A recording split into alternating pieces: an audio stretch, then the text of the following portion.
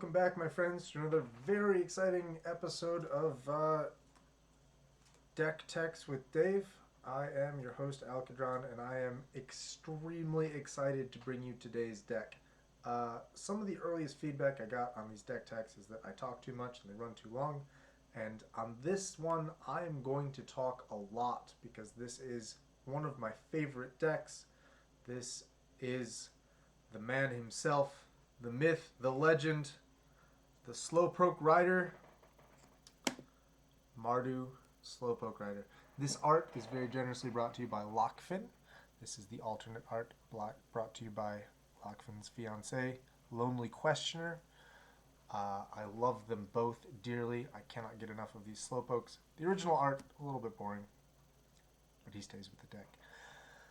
This is the Mardu Roughrider, the only legal Mardu commander in Pauper EDH, is a 5-mana, 5/4, with the ability, when it attacks, target creature can't block. So I'm going to talk a little bit about the history of this deck while you admire this Slowpoke art. Just enjoy the artistry here while I discuss the history of what's going on. The history of what's going on is years ago when I got involved with the Pauper home base community Discord, I discovered that a guy named Pod Komorka, who is an amazing guy and a very talented administrator, he ran a tapped out database for every single Pauper EDH deck he could find. It was one huge resource. It was incredibly well organized. It gave you a link to everything. And it was organized by color identity. So you clicked on a certain color identity and it would show you what the commanders were for that color identity, and you clicked on a commander and it would show you who had built copies of that deck, and then it would take you to the deck lists. And so for a long time I was incredibly annoyed that the entry for the Mardu color identity was blank, because this was the only commander and at the time no one was excited about him. On the surface he looks a little dull, he looks a little overcosted, he's kind of just a meathead. He's a very lovable meathead, though. And so no one had this deck built. And I eventually got so annoyed that there was an absence of Mardu decks that I just decided that I would build this deck. And it didn't have to be good. It could just be really stupid, just so that the deck was there and I could fill this gap. So I built the deck. And the more I built the deck and the more I played the deck, the more I realized that it's actually the perfect deck. And so now, these days, I'm incredibly enthusiastic about it. I love the Roughrider a lot. I'm going to tell you all about all the different decisions I made when I put this deck together and how they're all the correct decision. So sit back and enjoy yourself, grab a drink. We're going to talk about Mardu Slowpoke Rider. Let's talk a little bit about the themes before we get into the specific cards. The themes that I wanted to go hard on for the Mardu Slowpoke Rider are cards that become good when blocking gets difficult. So this is a 5/4. 5/4 is a not insubstantial body on a commander. This is a beefy guy that makes blocking very difficult. However many blockers you think you had one less, and the one that you're missing is your best blocker. So if you only had one blocker, you can't block. If you had two, you can't block with a good one. You have to block with a creature you probably don't want to block with. And there's going to be trades involved. You're going to lose stuff. This ability is honestly a little bit more powerful than it looks. So when I looked at cards that get really good when blocking is very difficult, I came up with cards that have a lot of power and not much toughness. Toughness only matters when creatures are in combat with each other. If a creature is going straight to your face, then the toughness doesn't matter. You take as much damage from a 6/7 as you do from a 6/1. So, of course, I filled this deck with 6/1s. My favorites are these guys. We're gonna get to these guys in the middle, but I just want to give you the little preview. Scaria Elemental, Raging Poltergeist. This is the kind... Oh, you can see the Nyxborn Brood in the background. Just vanilla cards with large numbers. And then small numbers, because the small number doesn't matter. You only care about the big one. This is the deck. We're going to talk about these in order. I'm going to start with the 2-drops. This is a nice little 2-drop. It's a 3/1, so it's got that going on. Big power, doesn't matter the toughness. He attacks each combat available. That's fine. He was going to anyway. And he escapes. So this is a little bit of card advantage. If he dies, we can bring him back. We can just exile some stuff from our graveyard. We're not doing anything else with our graveyard ever, so escaping is incredibly powerful in this deck. Cathar Commando is our all-star powerhouse from Midnight Hunt. This is a... She has Flash, which is great. She's a surprise. And she's a disenchant, too. In case something gets pacified or oublietted, she can fix the pacifism of the oubliette. That's a very versatile card. And it's a 3/1 that attacks. Porcelain Lego is going to be a 3/1 with first strike. I categorize him with the 2-drops because he kind of just costs 2. Phyrexian mana is just life. So that's nice. He's a first striker. He's very aggressive. We're going to start off our 3-drops strong with a vanilla 4/1. It's just a fire cat. That's it. It's going to dome in the face for 4 damage consistently. This is a 3-mana 4/1 that gets big when it connects. And it's going to connect. This Slowpoke Rider is going to drive it home. It's going to get those counters. It's going to get big, but it's always going to have this more power than toughness relationship, which is crucial for this deck. Nake Ogre is, and Frenzied Rapper, I guess we can put them both up there at the same time. They're the same card. They're both 3-mana vanilla 4/2s. Because if you want your cards to do fancy stuff, you have to pay extra mana for that. And I don't. I don't want fancy stuff. I want this number to be bigger than this number. And that's what I get. And I don't care about what the text is, and I don't care what the toughness is. I just need those big numbers. Raging Crunch is an especially good one. It's a 3-mana 4/3. So we're almost at the point here where we're getting up to equal toughness and power, which is no good. We don't want them to be equal. We want the power to be bigger all the time. It can't attack alone. That won't be a problem. We got a Slowpoke Rider right here who's going to go with it. There's some really cool warrior synergies from Battle Bond that we got. They're really good. This is a 3-mana 3/2. Seems a little bit worse than the Crunch until you read it. And if she attacks alongside another warrior, like this warrior who's riding the Slowpoke right here, that orc warrior, if they attack together, then she gets +1/+1. So she's essentially a 3-mana 4/3. Aurora Champion is our other really cool warrior tribal tech from Battle Bond. She's also got that same stat block, 3-mana 3/2. With this has a cool ability. She's going to tap target creature whenever she attacks alongside another warrior, which is great. That's going to take away 2 blockers when they attack together. So it's going to make it blocking really, really hard. And like, when you're attacking with these guys, these just stupid, useless knuckleheads that just have big power, like, if you're not allowed to block these with mana dorks, these are actually, they become threatening pretty quickly, actually, which I think is the best part of Magic. We've moved away from warriors. We're into berserkers now. This guy is card advantage. We have we're still in that 3-mana 3/2 stat block. This guy lets you pay 1 mana to exile the top card of your library and maybe play it that turn. So this guy's basically just going to draw us cards when he attacks, which is kind of unreasonably good. Now we're going to move into the 4-mana slot with Cobble Brute. Once again, no meaningful text, but we have this number is bigger than this number, which is all I need. This is an auto-include. Cobble Brute's amazing. Terror of the Fairgrounds. I should have put these up here together because they are the same card. 4-mana 5/2. Vanilla. 5 is a big number. That's what we want. We got a couple 4-mana 5/2s that do things. This guy tramples and gives you the Monarch. This guy has Mentor. So both of these cards are just leagues better than these vanilla versions of the same thing, but they all have a place in the deck. We take all the 4-mana 5/2s we can get. This is a 4-mana 5/3, which is nice. It has to attack each turn unless I control a creature named Advocate of the Beast. Spoilers, Advocate of the Beast is not in this deck. It's a green card that we don't run. He's just a 4-mana 5/3 that attacks every turn, which is kind of fine. This is the newest addition to the deck from Crimson Vow. This is an Estwald Shield Basher. We have a 4 mana 4/2. This guy, she gives herself indestructible when she attacks sometimes. And I'm still trying to figure out how much I actually care about that. Like, in a deck that goes hard on 1-butts and 2-butts, because I'm not expecting them to be in combat ever, like, getting indestructible on attacks, probably not super useful. So this is an experiment. We're going to see how we like it. This may get cut later. Speaking of 4 mana 4/2s that do things, Goblin Racketeer is super fun because it goads creatures.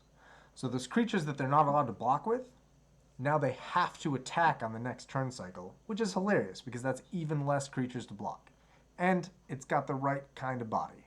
Big toughness, don't care about, or big power, don't care about the toughness. It's perfect. This is another one of them Mardu. What am I saying? This is another one of the Mardu cards that takes away blockers. We got a 4 mana 3/2. Whenever it attacks, target creature can't block this turn. It's basically the exact same text here.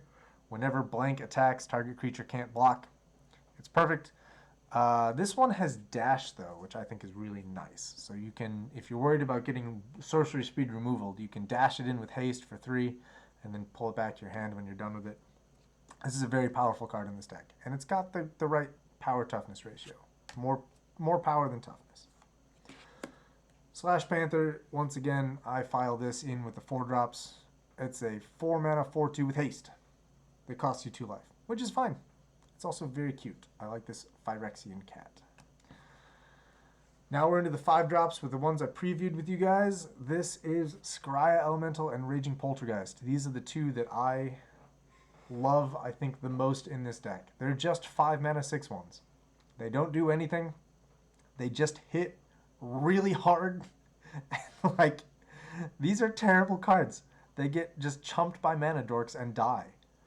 Unless the mana dorks can't block. And then they become kind of threatening cards that make you reconsider your life choices because you're about to take 6 from this garbage card. Nothing is more fun than this. Nyxborn Brute, still in the 5 slot, but it has somehow more power. These cards together are a little bit upsetting. Like, 5 mana could get you the 6/1, or it could get you a 7/3. This is just better. I guess this dies to disenchant, so maybe, yes. They're both vanilla. Anyway, 5 mana could also get you back in the Mardu plan. Another big guy with dash. We once again are in this attacks each turn if able ability. That's something that comes up a couple times in this deck, and I love it every single time it comes up. This guy's a 5 mana 5/4 that attacks a lot, or you can dash him in for 4 mana, and then he'll have haste, but he'll bounce back to your hand at end of turn. Very powerful card. I like the versatility of the dash mechanic. We got more boast guys from Caldheim. Caldheim was very kind to this deck. There's another 5 mana 5/4. Really solid stat block on this guy. His boast lets him deal 1 damage to any target. So as long as we're keeping this get the mana dorks out of the way, make sure that the mana dorks can't block, this is going to go even further. This is going to kill the mana dork when it attacks for 2 mana. And then it's definitely not going to block, and this can target something else that can't block, and you're in business. These guys are going to get through, and it's going to be funny. Spawn of Rix Mahdi is our token Rakdos representative in the Mardu deck. We have Unleash on a 5/3. Unleash means you can have it come in to play with a +1/+1 counter, and then it can't block as long as it has that counter. But that's okay. We're not here for blocking. Blocking is for cowards. This is essentially just a 5 mana 6/4 that can't block. And we like those. It's a good ratio.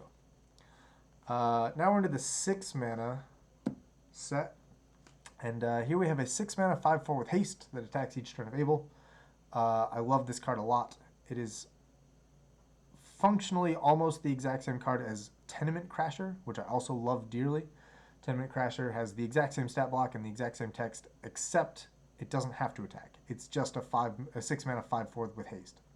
I chose to keep this one in the deck when I ended up having to cut Tenement Crasher because I had too many 6-drops, because this is just too funny. Like, I'm going to attack anyway, so giving myself that disadvantage just pleases me. Also in the 6th slot with haste, we have Igneous Pouncer.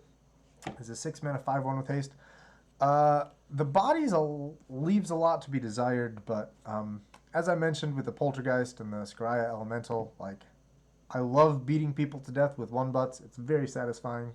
I also like that this guy has land cycling. He can get you those lands if you need to, or he can just be a 6 mana lava axe to the face.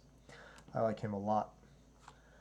Maze Rusher is a very powerful card in this deck. This is a 6 mana 6/3 with haste that also gives the Slow Rider haste. He's a Slowpoke Rider. He rides slowly, but that doesn't mean that he shouldn't attack on the turn he comes into play.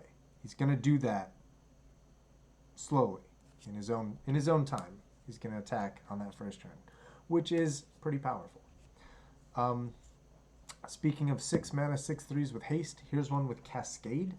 This card is kind of nuts. God bless Commander Legends. Cascade's just going to cast another spell from our deck, and it's probably going to be another just beater. It's going to be like a Regathan Firecat or something that we're going to attack with. So much power. It's good. Baleful Beholder is a great little addition we got in Forgotten Realms.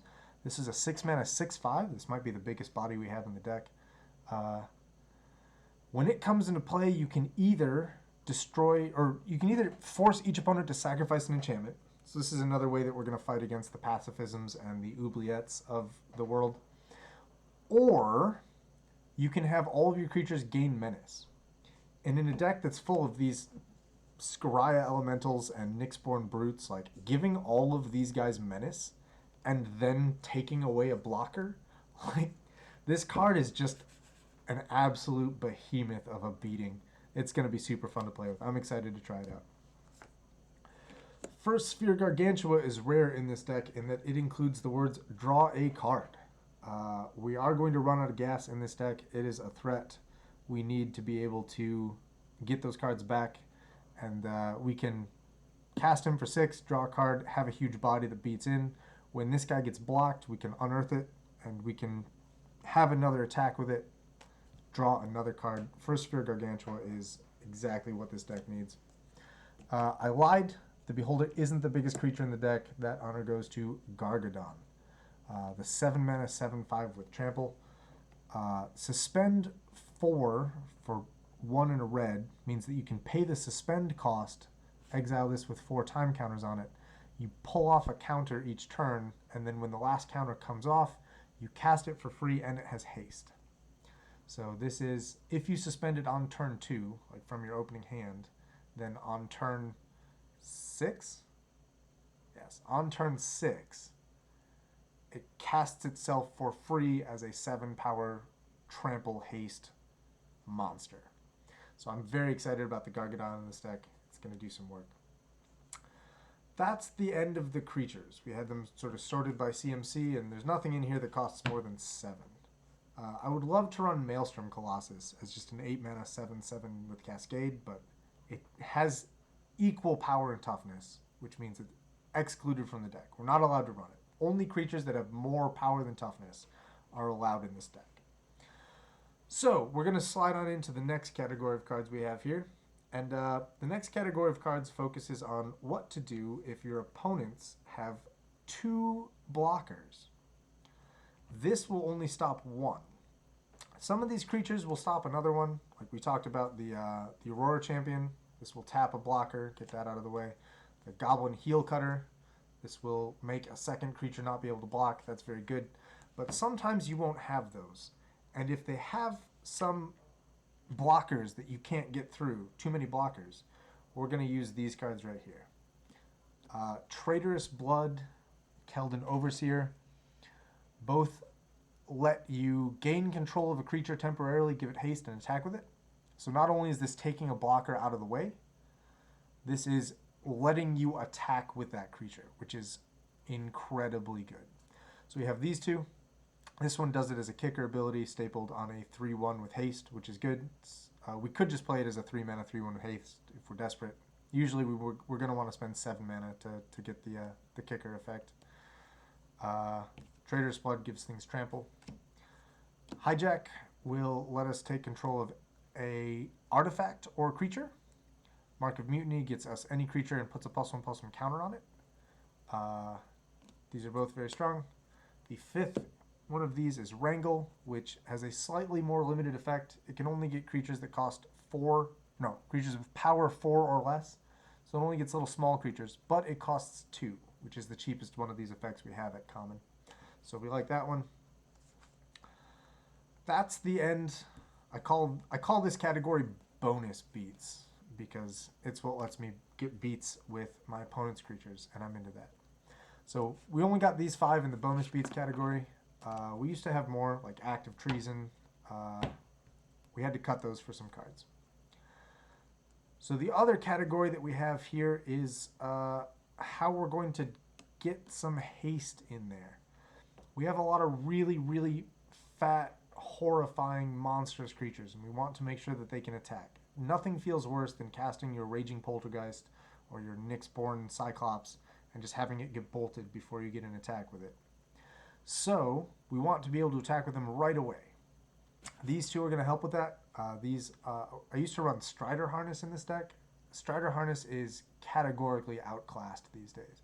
Boots of Speed does the same thing for a lot less mana. Crystal Slipper does the same thing for a little bit less mana. Both of these cards, I guess the one advantage Strider Harness has is that it pumps the toughness as well. But this deck doesn't care about toughness. Toughness is for cowards. Reckless Charge is another incredible haste enabler. This is a 1 mana spell that'll give something 3 power and haste. This is fantastic. It'll flash itself back. We can cast this twice. That's card advantage. We like that. We got 2 more haste enablers in the form of little 1/1 bodies that tap to give things haste. I actually really like these cards because you can tap these cards to give other people's creatures haste.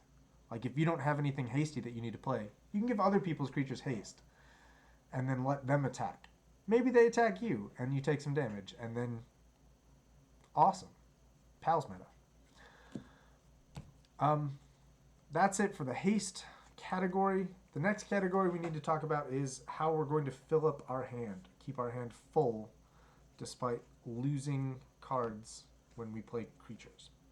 Reckless Impulse is, I think, the very best of these cards. I'm really, really stoked about this card from Vow. I'm recording this maybe about a month after Vow was released, so I'm still really excited about Reckless Impulse. This is essentially just 2 mana, draw 2 cards in this deck. You have to play both those cards right away, but like you've seen what's in this deck. None of this wants to wait. You're gonna be playing these cards anyway, so yeah. You draw them, you play them that turn, it's fine. Night's Whisper is also 2 mana, draw 2 cards. It puts them into your hand properly instead of exiling them, but it costs you 2 life, and that's fine. I used to run Sign in Blood in this deck, but being 3 color in Pauper actually does make the land base a little bit unstable. So the double black of Sign in Blood ended up getting cut for the single black of Night's Whisper. We got a couple more Night's Whispers. Blood Pact is an instant speed Night's Whisper for 1 more mana. Read the Bones is still a sorcery, but it lets you scry 2 before you draw your 2 cards. Bitter Revelation is the 4 mana version where you look at the top 4 cards, you put 2 of them in your graveyard, 2 of them in your hand, and then you lose 2 life. This card is very strong in this deck. It lets you get exactly what you need from the top 4, but it is very expensive as well. So as they continue to print more copies of this effect with alternate different little abilities, I continue to question whether or not I should keep Bitter Revelation in here. Next we have the removal suite. One thing that Mardu does better than everything else is kill stuff, and we do have a little bit of that in the deck. It's mostly beaters, but we do need to kill some stuff sometimes too, so we're going to start with the ubiquitous and ever-present Lightning Bolt. Sometimes you just got to bolt something and make it dead. Terminate is another excellent card for us. We are in these colors. We're going to spend 2 mana to destroy a creature. This is going to help us deal with enchantments again. Feed the Swarm will destroy a creature or enchantment. Costs you a little bit of life and it's a sorcery, but the versatility is definitely worth it. We also have Cast Down as more cheap instant speed creature removal. Getting slightly more expensive, we have Oblivion Ring and Angelic Purge. Both of these guys cost 3 mana and are sorcery speed, which is a little bit limiting, but they're both very versatile. O-Ring will let you hit any permanent, and it just stays exiled until O-Ring gets destroyed or leaves the battlefield. Angelic Purge will let you sacrifice anything you want to exile a creature, artifact, or enchantment. So this can hit the creatures that are threatening us. It can still hit the oubliettes, the pacifisms that are shutting us down. This is a very good card. This is also really good in that it lets you sacrifice creatures that you've stolen with your active treason effects. The wrangle and the hijack and the Traitors Blood. You can steal those creatures, attack with them, and then the second main you can cast Angelic Purge, sacrifice those creatures, and then the original controller does not get them back, which is very nice. The last piece of our removal suite is Arrest. It's not great, but it does shut off activated abilities, which I like. Next up, we have some ramp. I've got Wayfarer's Bauble. I think Wayfarer's Bauble is an incredible ramp card. I run it in just about everything. It functions as 2 mana ramp and fixing and deck thinning. It does all of the things I want it to do. I've got one of each of the signets because fixing is pretty important in this deck. I want to make sure that I'm hitting all of these land colors. And these guys each fix 2 colors at once. I also have a collection of 3 mana rocks, some of which are worse than others. Bonder's Ornament taps for any color of mana, and you can use it to draw cards later. Commander Sphere taps for any color of mana, and you can sacrifice it to draw cards later. Mardu Banner is categorically worse than Commander Sphere in this deck. It taps for the same colors of mana, and sacrificing it for a card costs 3 mana, and tapping it instead of just sacrificing it. So it's really bad, but it's in the deck because we represent Mardu. This is the only Mardu commander. We gotta fly the Mardu flag for the Mardu boss. The rest of the deck is lands. We have Commander's Command Tower, Opal Palace, Thriving Bluff. Thriving Bluff is the only thriving land I'm running. You may have noticed as we went through the deck that this deck is about 70% red cards. So it's critically important that I hit the red mana. And if I don't have white or black, being able to choose which of those 2 colors I'm missing with this is very helpful. Having the thriving lands that tap for white always or black always and then choosing another color, that's not actually necessary. We just want the one that's always red plus maybe another color. We got our 2 fetches. These are very good. We have our 3 gain lands. They will help us fix things. We have our 3 bounce lands.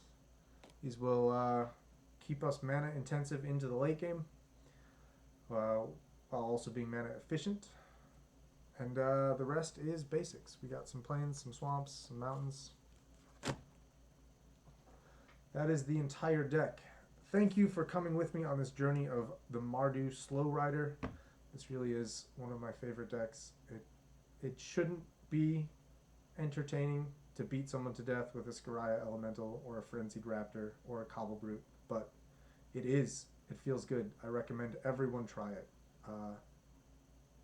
It is worth your time.